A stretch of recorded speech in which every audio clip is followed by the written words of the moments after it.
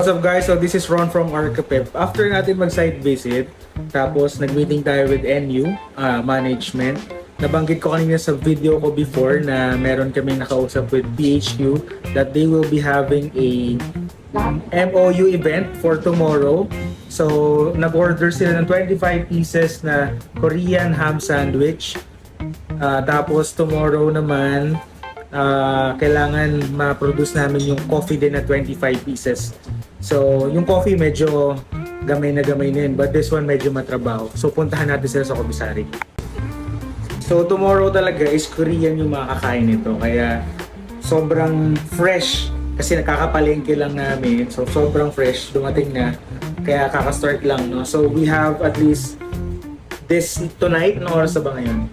So, it's 7 p.m. na. So, tomorrow's event is around 10:30 a.m. So kaya naman to, since halos araw-araw is ginagawa na, medyo familiarized na yung commissary team natin dito. So si Tin yung namamahala doon. So si Christine, siya yung lahat na nag-overlook dito sa commissary ng Arcapep. So sobrang fresh to, so hindi tayong papaya dito. And Koreans yung kakain. So biruin mo yun. Yung Arcapep sandwich na Korean ham and something yung name is talagang Korean yung kakain. So hindi kami pwede mapaya.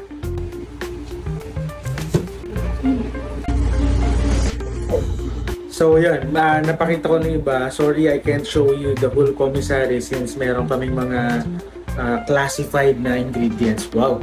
So hindi ko pwede i-share talaga yun since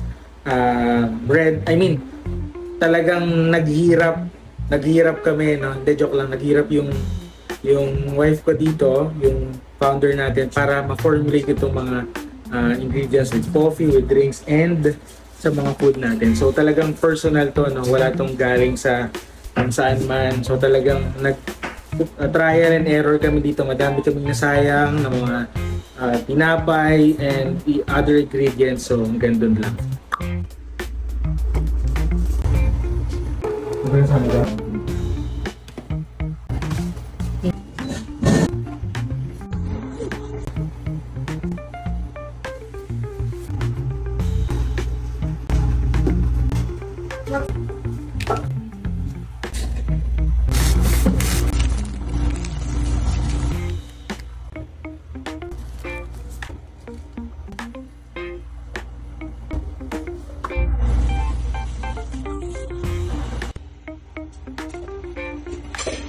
So it's 11 p.m. natapos din tayo, and we would like to thank our head sa commissary, si Tin. Wow, palakpakan.